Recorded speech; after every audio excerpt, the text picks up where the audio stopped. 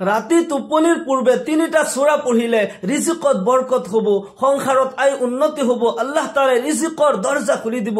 এই আমল যদি প্ৰতি ৰাতি আপুনি বিছনাত গৈ এই আমল কৰিব পাৰে, আপোনাৰ ঘৰত চোৰে চুৰ কৰিব নোৱাৰে, ডকাইতি কৰিব নোৱাৰে, কোনো হিংস্ৰ প্ৰাণীয়ে আপোনাৰ জান মালৰ ক্ষতি কৰিব নোৱাৰে, কোনোবাই যাদু টনা যদি কৰে যাদু টনাই আপোনাক কোনো ধৰণৰ ক্ষতি কৰিব নোৱাৰে, কিয়নো আল্লাহ ৰাব্বুল আলামিন কুদৰতীভাৱে আপোনাক সিকিউৰিটি দিব, আপোনাৰ জান মালৰ হিফাজত কৰিব, আপোনাৰ দোকানতো কোনো ধৰণৰ চুৰ ডকাইত কৰিব নোৱাৰে, আল্লাহ তাআলা ইয়াৰ জামিন হৈ যাব। আল্লাহু আকবাৰ। প্ৰতি ৰাতি বিছনাত গৈ এই আমল আপুনি কৰিব, বহুত কষ্টৰ আমল নহয়, সৰু সৰু সূৰা হয়, অলপ সময়ৰ ভিতৰত আপুনি এই আমলখিনি কৰিব পাৰিব। ৰাতি যেতিয়া বিছনাত শুবলৈ যায়, ইশাৰৰ নামাজ পঢ়ি খানা পিনা কৰাৰ পিছত সোনকালে শুই যাব। ৰাসূল পাক সাল্লাল্লাহু আলাইহি ওয়াসাল্লাম ইৰশাদ কৰে, তোমালোকে আগৰাতি সোনকালে শুই যাবা, যাতে পিছ ৰাতি উঠিব পাৰা, তাহাজ্জুদৰ নামাজ পঢ়িব পাৰা। আমি ৰাতি দেৰিকৈ শুলে আমাৰ দেহাৰ ক্ষতি হয়, অক্সিজেন কমি যায়, বেমাৰ আজাৰে দেখা দিয়ে। সোনকালে শুই যাব লাগে। বহুত মানুহৰ সোনকালে টোপনি নাহে। সোনকালে যদি টোপনি নাহে, কি দোয়া পঢ়িলে সোনকালে টোপনি আহিব, মই ভিডিঅ'ৰ শেষত সেই দোয়াটো আপোনাক কৈ দিম।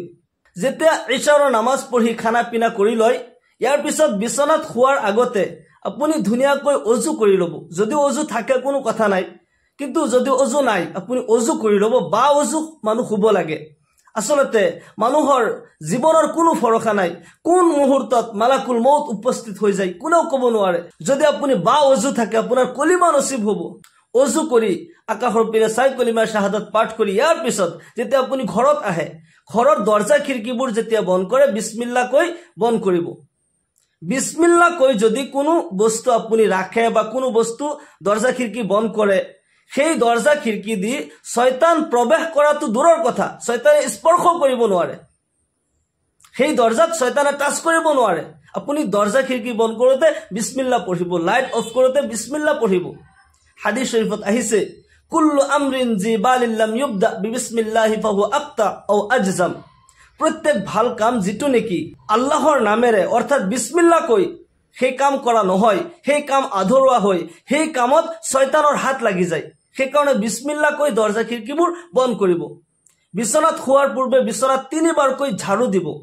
ইয়াৰ ৰাসূল পাক সাল্লাল্লাহু আলাইহি ওয়াসাল্লামৰ সুন্নত হয়, কিয়নো বিছনাত বিভিন্ন ধৰণৰ পোকামাকড় থাকিব পাৰে, বিষাক্ত পোকামাকড় যদি ৰৈ যায় আপোনাৰ টোপনি অৱস্থাত ধ্বংসন কৰিব পাৰে, জানৰ খাতৰা আহি যাব পাৰে। সেইকাৰণে ৰাসূল পাক সাল্লাল্লাহু আলাইহি ওয়াসাল্লামৰ সুন্নত হয় বিছনাত শোৱাৰ পূৰ্বে 3 বাৰকৈ ঝাড়ু দিয়া, বিছনা পৰিষ্কাৰ কৰা। এই সুন্নতৰ ওপৰত আমল কৰিব। ইয়াৰ পিছত যদি পাৰে 2 ৰাকাত নামাজ আপুনি পঢ়িব, নফল নামাজ। অজুৰ পিছত আল্লাহৰ নবী সাল্লাল্লাহু আলাইহি ওয়াসাল্লাম ইৰশাদ কৰিছে, যি ব্যক্তি অজুৰ পিছত 2 ৰাকাত আদায় কৰে তাৰ নখৰ গুড়াৰ গুনাহ পৰ্যন্ত আল্লাহ তাআলাই মাফ কৰি দিয়ে। সেই কাৰণে তাহিয়াতুল উজুৰ 2 ৰাকাত নামাজ আপুনি পঢ়ি ল'ব। আপুনি জাই নামাজ পাৰি পঢ়ক বা বিছনাতে পঢ়ক, বিছনা যদি পবিত্ৰ হয় বিছনাতে আপুনি পঢ়িব পাৰিব, নাইবা জাই নামাজ পাৰি আপুনি ঘৰৰ বেলেগত কোনো এক বেলেগ স্থানত আপুনি 2 ৰাকাত নামাজ পঢ়িব। তাৰ পিছত যেতিয়া বিছনাত শুয়ে, শোৱাৰ পূৰ্বে বিছনাত বহি বহি এই 3টা সূৰা আপুনি পঢ়িব। প্ৰথমতে বিসমিল্লাহ সহ সূৰা ইখলাস পাঠ কৰিব। 1 নম্বৰত সূৰা ইখলাস 3 বাৰ আপুনি পাঠ কৰিব। বিসমিল্লাহিৰ ৰহমানিৰ ৰহিম, কুল হুৱাল্লাহু আহাদ আল্লাহুস সামাদ লাম ইয়ালিদ ওয়া লাম ইউলাদ ওয়া লাম ইয়াকুল লাহু কুফুৱান আহাদ। এই সূৰা বিসমিল্লাহ সহ 3 বাৰ আপুনি প্ৰথমতে পাঠ কৰিব। এই সূৰাৰ ইমানে ফজিলত হয়, যদি এই সূৰা কোনোবাই 1 বাৰ পাঠ কৰে 10 পাৰা কোৰআনে কাৰীমৰ তিলাওয়াতৰ সওয়াব পায়।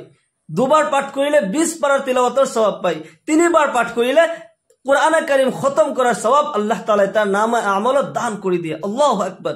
এই সূৰাৰ ইমানে ফজিলত হয় যে ইয়াৰ ফজিলত যদি কোনোবাই বৰ্ণনা কৰিব বিচাৰে দিন ৰাতি শেষ হৈ যাব, ইয়াৰ ফজিলত শেষ নহয়। কিয়নো এই সূৰাত আল্লাহ তাআলাৰ তাওহীদৰ তালিম দিয়া হৈছে, আল্লাহ তাআলাৰ পৰিচয় ইমান ধুনীয়াকৈ দিয়া হৈছে যে কোৰআনে কাৰীমৰ অন্য কোনো সূৰাত ইমান ধুনীয়াকৈ আল্লাহৰ পৰিচয় দিয়া হোৱা নাই। এজন সাহাবা যাৰ নাম হযৰত আবু যৰ গফফাৰী ৰাদিয়াল্লাহু আনহু, তেওঁ এদিনাখন আল্লাহৰ নবী সাল্লাল্লাহু আলাইহি ওয়াসাল্লামৰ ঘৰৰ সন্মুখেদি গৈ আছিল। আল্লাহৰ নবী সাল্লাল্লাহু আলাইহি ওয়াসাল্লামৰ ওচৰত আছিল হযৰত জিব্ৰাইল আলাইহিস সালাম। জিব্ৰাইল আলাইহিস সালাম আৰজ কৰিলে, ইয়া ৰাসূলুল্লাহ, ৰাস্তা দি গৈ থকা মানুহজন আপোনাৰ সাহাবা আবু যৰ গফফাৰী নহয় জানো? আল্লাহু আকবাৰ। আল্লাহৰ ফেৰেশতাই খুদি আছে আল্লাহৰ নবীৰ এজন সাহাবাৰ বিষয়ে। নবী সাল্লাল্লাহু আলাইহি ওয়াসাল্লাম আচৰিত হৈ গ'ল। হে ভাই জিব্ৰাইল, সেইজন আবু যৰ গফফাৰী হয়, তুমি কেনেকৈ জানা, তুমি কেনেকৈ চিনি পোৱা? হযৰত জিব্ৰাইল আলাইহিস সালাম আৰজ কৰিলে, ইয়া ৰাসূলুল্লাহ, ইয়া হাবিবাল্লাহ, আপোনাৰ সাহাবা আবু যৰ গফফাৰীক মই অকল চিনি নাপাও, মই তাক মুহাব্বত কৰো, মই ভাল পাওঁ। অকল মই নহয়, গোটেই আসমান জমিনৰ ফেৰেশতাই আবু যৰক ভাল পায়, তাক মুহাব্বত কৰে, তাৰ জীৱনৰ শান্তিৰ কাৰণে, ইহকাল পৰকালৰ কল্যাণৰ কাৰণে আসমান জমিনৰ ফেৰেশতাই দোয়া কৰি থাকে। আল্লাহু আকবার। মাথো হেয়াই নহয়, ইয়া রাসূলুল্লাহ, হযরত জিব্রাইল আলাইহিস সালামে কৈ আছে, ইয়া রাসূলুল্লাহ, খুদ আল্লাহ তাআলাই আবু যৰ গফফাৰীক ভাল পায় আৰু তাক মুহাব্বত কৰে। আল্লাহৰ নবী সাল্লাল্লাহু আলাইহি সাল্লামে সুধিলে, হে ভাই জিব্ৰাইল, আবু যৰে এনেকুৱা কি আমল কৰে যে আসমান জমিনৰ ফেৰেশতাই ভাল পায়, তাৰ কাৰণে দোয়া ইস্তিগফাৰ কৰে, খুদ আল্লাহই ভাল পায়, তুমি মুহাব্বত কৰা, তাৰ আমল কি? তেতিয়া হযৰত জিব্ৰাইল আলাইহিস সালামে কয়, আবু যৰ গফফাৰী এনি টাইম সূৰা ইখলাস পাঠ কৰি থাকে। সূৰা ইখলাস যোনে বেছি তিলাওয়াত কৰি থাকিব, তাৰ মৰ্যাদা বুলন্দ হৈয়ে থাকিব। হাদিস শরীফত আহিছে, রাসূল পাক সাল্লাল্লাহু আলাইহি সাল্লাম ইরশাদ করে, মান ক্বারা সূরাতুল ইখলাস 10 মাররাত বানাল্লাহু লাহু কাসরান ফিল জান্নাহ। যে ব্যক্তি সূরাতুল ইখলাস কুল হুয়াল্লাহ সূরা 10 বার পাঠ করিলে আল্লাহ তাআলা তার কারণে জান্নাতত এক বিল্ডিং তৈয়ার করে দিব, এক বালাখানা তৈয়ার করে দিব। কাসরুন শব্দ আহিছে। রাতি টোপনির পূর্বে সূরাতুল ইখলাস 3 বার পাঠ করিব, আল্লাহ তাআলা কোরআনে কারীম খতম করার সওয়াব আপনার নামায়ে আমলত দান করিব। জীবনত রহমত বরকত আহিব, উন্নতির দুয়ার আল্লাহ তাআলা খুলি দিব। 2 নম্বরত কোরআনে কাৰীমৰ সর্ববৃহৎ সূরা সূরা বাকারার একটি আয়াত, আয়াতুল কুরসি এবার আপনি পাঠ করিব। বিসমিল্লাহির রহমানির রহিম। আল্লাহু লা ইলাহা ইল্লা হুয়াল হাইয়ুল কাইয়্যুম লা তাখুযুহু সিনাতু ওয়ালা নাওম লাহু মা ফিস সামাওয়াতি ওয়া মা ফিল আরদ মান যাল্লাযী ইয়াশফা'ু ইনদাহু ইল্লা বিইজনিহি ইয়ালামু মা বাইনা আইদিহিম ওয়া মা খালফাহুম ওয়া লা ইউহীতুনা বিশাইইন মিন ইলমিহি ইল্লা বিমা শা'a وسع كرسيه السماوات والأرض ولا يؤوده حفظهما وهو العلي العظيم। এই আয়াত আপুনি যদি এবাৰ পাঠ কৰে, যদি লিখি লৈ চাই চাই পঢ়িলে হ'ব, মুখস্থ কৰি ল'ব, বেছি ভাল হয়, প্ৰতি ৰাতি আপুনি পঢ়াত সহজ হ'ব। এই আয়াত এবাৰ পাঠ কৰিলে আল্লাহৰ নবী সাল্লাল্লাহু আলাইহি সাল্লাম ইৰশাদ কৰে, আল্লাহ তাআলাই সেইজন বান্দাৰ কাৰণে স্পেশালি এজন ফেৰেশতা নিযুক্ত কৰি দিব। আল্লাহু আকবাৰ। গোটেই ৰাতি আপোনাক হিফাজত কৰিব, আপোনাক সিকিউৰিটি দিব, যাতে আপোনাৰ ঘৰত কোনো শয়তান সোমাব নোৱাৰে, কোনো হিংস্ৰ প্ৰাণী যাতে সোমাব নোৱাৰে, চোৰে যাতে চুৰ কৰিব নোৱাৰে, কোনো ডকাইতে যাতে ডকাইতি কৰিব নোৱাৰে।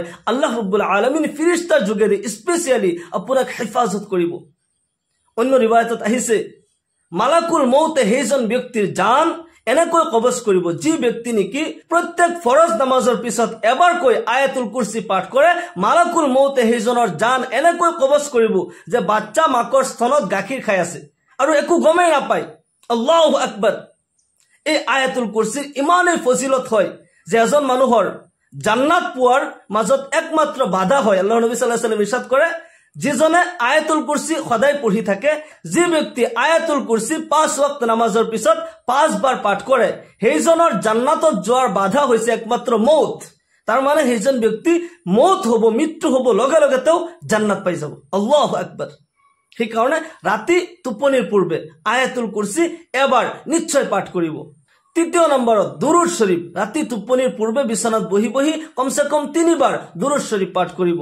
اللهم صل على محمد وعلى آل محمد كما صليت على إبراهيم وعلى آل إبراهيم إنك حميد مجيد اللهم بارك على محمد وعلى آل محمد كما باركت على إبراهيم وعلى آل إبراهيم إنك حميد مجيد। এই দুরূদ শরীফ যদি নোৱাৰে তেতিয়াহলে আল্লাহুম্মা সাল্লি আলা মুহাম্মাদিন নবিয়্যিল উম্মি ওয়া আলা আলিহি ওয়া সাল্লিম তাসলিমা। এই দুরূদ শরীফ পঢ়িব, নাইবা সাল্লাল্লাহু আলাইহি ওয়াসাল্লাম, সাল্লাল্লাহু আলাইহি ওয়াসাল্লাম, সাল্লাল্লাহু আলাইহি ওয়াসাল্লাম এনেকৈ 3 বাৰ দুৰূদ শৰীফ পাঠ কৰিব।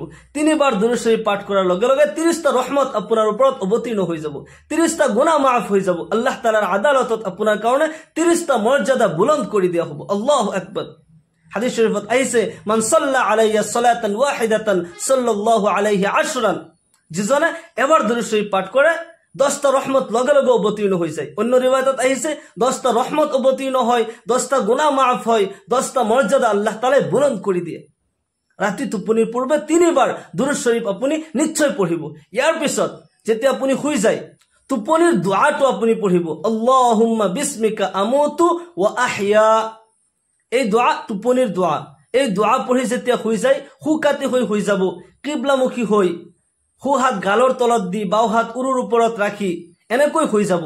আৰু যিসকলৰ নেকি টোপনি নাহে, বিভিন্ন টেনশনত বা শৰীৰৰ কিবা অসুবিধা, বিপি হাই হোৱাৰ কাৰণে বিভিন্ন কাৰণত টোপনি নাহে, যিসকলৰ টোপনিৰ প্ৰব্লেম হয় তেওঁলোকে টোপনিৰ পূৰ্বে শুই শুই দুরূদ শরীফ পঢ়ি থাকিব, সাল্লাল্লাহু আলাইহি ওয়াসাল্লাম সাল্লাল্লাহু আলাইহি ওয়াসাল্লাম সাল্লাল্লাহু আলাইহি ওয়াসাল্লাম। টোপনি আহাৰ কাৰণে 1 নম্বৰ ঔষধ হৈছে দুৰূদ শৰীফ। যদি আপুনি পঢ়ি থাকে বহুত সময় নালাগে, আপোনাৰ টোপনি আহি যাব। কিয়নো দুৰূদ শৰীফ যেতিয়া পঢ়া হয় তেতিয়া ৰহমত নাজিল হয়, আৰু যত ৰহমত নাজিল হয়, আল্লাহৰ ৰহমত যত নাজিল হয় তাতে শান্তি আহে, আৰু যত শান্তি থাকে তাতে অটোমেটিক টোপনি আহি যায়।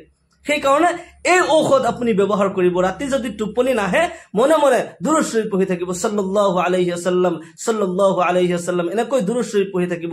আল্লাহ রাব্বুল আলামিন এই আমলখিনি যদি আপুনি প্ৰতি ৰাতি আপুনি এই আমল কৰিব পাৰে, আল্লাহ ৰাব্বুল আলামিন আপোনাৰ জান মালৰ হেফাজত কৰিব, সংসাৰত আয় উন্নতি হ'ব, বৰকত হ'ব, আল্লাহ ৰাব্বুল আলামিন জীৱনত শান্তি দান কৰিব।